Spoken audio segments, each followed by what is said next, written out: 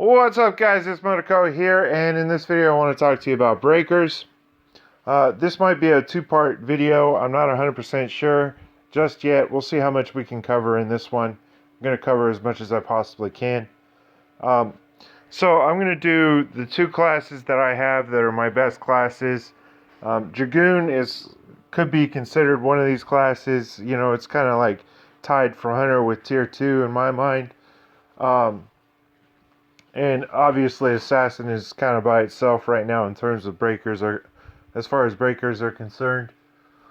But anyways, so I want to talk to you about multiplayer and how to kind of properly play an Assassin or a Hunter.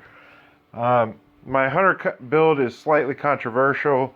I don't have 4-wall. I've already discussed that ad nauseum on the Reddit forums and over on a couple of other videos. So I'm not going to cover that. I'm just going to let you know that I don't have it. So anyways, what do we have in terms of setup here? I got an Earth Taunt. My Water Taunt does not have instant cast on it. And on top of that, I kind of like having something that burns Earth Seeds for me. That way I don't have to waste actions on drives if I don't necessarily have to. Now I realize that doesn't set you up very well for your orb generation, but that's something that you're going to have to kind of sacrifice as a breaker, because a lot of times you don't have time, you don't have the actions necessarily to be doing that kind of stuff, okay? Assassin definitely has a lot more leeway in terms of how they can use their actions, and it's a lot more quote-quote noob-friendly than Hunter is. I say quote-quote noob-friendly because usually people can, you know, get on an Assassin and not have too many problems as beginner breakers. This is my Hunter setup. Again, no 4-wall.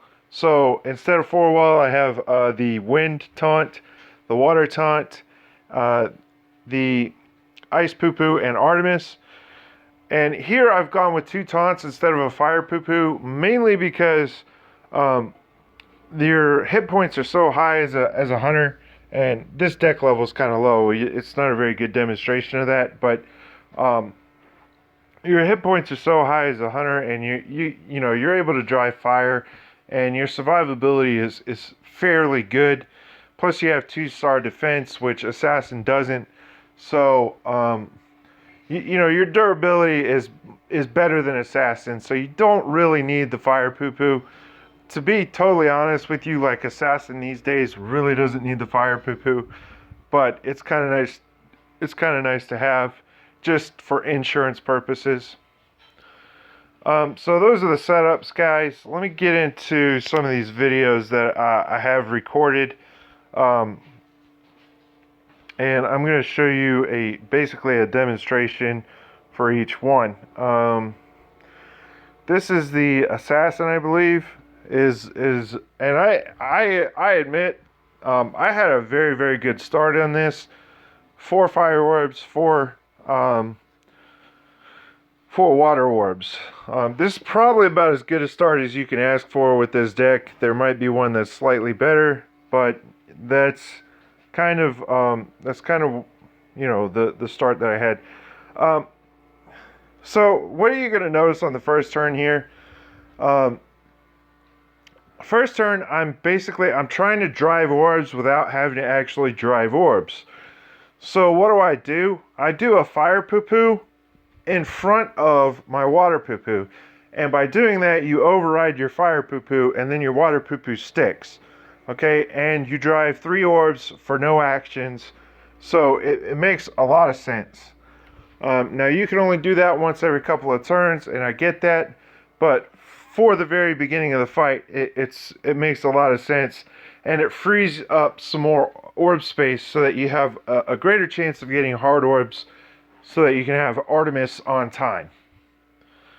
Alright, now don't pay attention to what anybody else is doing. I'm not focused on anybody else in this fight right now. As a matter of fact, I think the Black Mage just kind of does some noob stuff, and he goes kind of crazy and does whatever the heck he wants to do. Thankfully, the Magus is a fairly decent player and he knows what he's doing, so we're still able to finish the fight. I guess that's kind of the good thing about bringing two attackers. If one is a total scrub, then the other one can kind of pick up his slack. So as you're going to notice here, I have one hard orb. I'm in a position where I can use my war cry if I absolutely have to drive some orbs. And but instead I just choose to go ahead and drive my fire orbs. Now the main reason for that is because I need to get resistances up to kind of aid the white mage and help in healing and really buckle down for the next couple of turns in terms of defense. Also to clear more orb space for Artemis. Now, this is one of the scenarios where the only time you're ever going to want to do one attack by itself is if you're a breaker and you're trying to cap your actions, okay? Now, and that's what I'm trying to do here. I'm trying to make sure that I have enough actions to be able to go into the future turns, and I use the minimal amount of actions required to break the Guardian. So they kill the Guardian here. Now, in there are scenarios where you can have the Guardian killed and then break the boss in the same turn.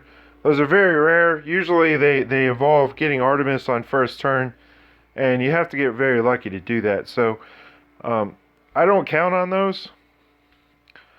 Now, most people here would just go full out on actions and try and break the boss. I'm of the mindset that breaking the boss on the 4th turn just after the ultimate is not bad, guys. That's a very quick break. I realize that the ultimate does a lot of damage, but as long as everybody's topped off and the white mage is doing his job, then it's not going to be an issue. Nobody's going to die, and you don't have to really worry about it, okay? So basically what I'm doing here is I'm fishing for hard orbs, and I managed to get them. Now I used a minimal amount of actions required to get as many as to give myself as much of a chance as possible to get my hard orbs, okay? And that way I can have Artemis this turn, and since I didn't use a whole lot of actions last turn, now I have Artemis with all of these actions, and it's 100% guaranteed break. Also, because I kind of delayed on my actions last turn, the mages were able to go ahead and get more orbs underneath them so that they can be propelled for this turn. And then we could have a big turn this turn. And if we needed to, we could have another round of attacks next turn. So you just set yourself up so nicely. Now I realize that, Ifrit's a little bit easier than some of these other Sicariuses because of the busted cards that are released. So, you got to just keep that in mind. Just because the cards are busted does not necessarily mean that you shouldn't plan ahead and plan properly for your breaks. Because it's not always going to be that way, okay? And if you practice perfectly all the time, then you get it into a routine and a habit, and then when you actually need to do those scenarios, say for Ifrit or Odin or some of the other Sicariuses, then you're used to it, and you already have that mindset, okay? That's important. That's what you need to get yourself into. Plan your actions, guys. That's very key. I'm going to go ahead and break this off on this video, and then I'll do a hunter demonstration video to follow this up, and then give a conclusion of my thoughts in my next video. Stay tuned, guys. Next video is coming soon. Hope you guys enjoy, and I'll see you next video.